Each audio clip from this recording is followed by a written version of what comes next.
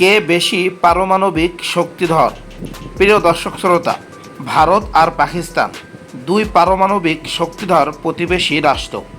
দুই দেশের মধ্যেই দীর্ঘদিন ধরে বিরাজ করেছে সামরিক উত্তেজনা।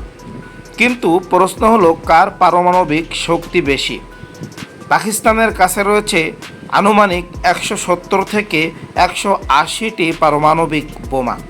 অন্যদিকে ভারতের কাছে আছে প্রায় 160টি বোমা। সংখ্যায় কিছুটা এগিয়ে পাকিস্তান। ভারতের ডেলিভারি সিস্টেম অনেক বেশি আধুনিক ও উন্নত। সিরিজের দূরপাল্লায় ক্ষেপণাস্ত্র, সাবমেরিন থেকে নিরপেক্ষযোগ্য মিসাইল ভারতের শক্তি বহুমাত্রিক। পাকিস্তানের কাছে মিসাইল তবে তুলনামূলকভাবে কম পরিসরে সক্ষম। পরমাণু নীতি আসলে কার বেশি? ভারত অনুসরণ করে নো ফার্স্ট ইউজ নীতি, অর্থাৎ প্রথমে পারমাণবিক অস্ত্র ব্যবহার করবে না। পাকিস্তান এমন কোনো নীতিতে আবদ্ধ নয়, প্রয়োজনে আগে ব্যবহার করতে পারে পারমাণবিক অস্ত্র। ভারত পারমাণবিক শক্তিতে শান্তিপূর্ণ কাজেও ব্যবহার করেছে। পারমাণবিক বিদ্যুৎ, চিকিৎসা, মহাকাশ গবেষণায় ব্যাপক অগ্রগতি। পাকিস্তানের ব্যবহার মূলত সামরিক খাতে সীমাবদ্ধ।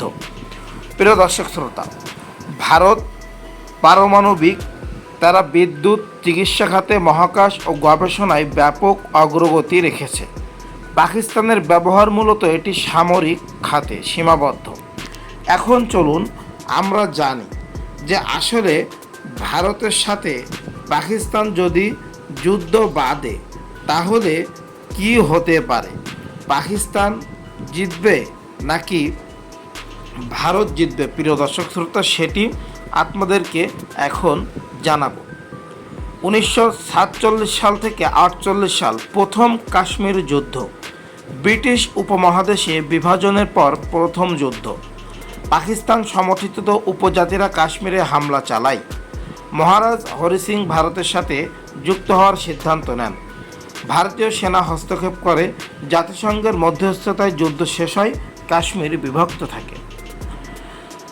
1947 থেকে 48 সালে প্রথম কাশ্মীরের যুদ্ধ শুরু হয়। ব্রিটিশ উপমহাদেশ বিভাজনের পর প্রথম যুদ্ধ। পাকিস্তান সমর্থিত উপজাতিরা নাকি কাশ্মীরে হামলা চালায়।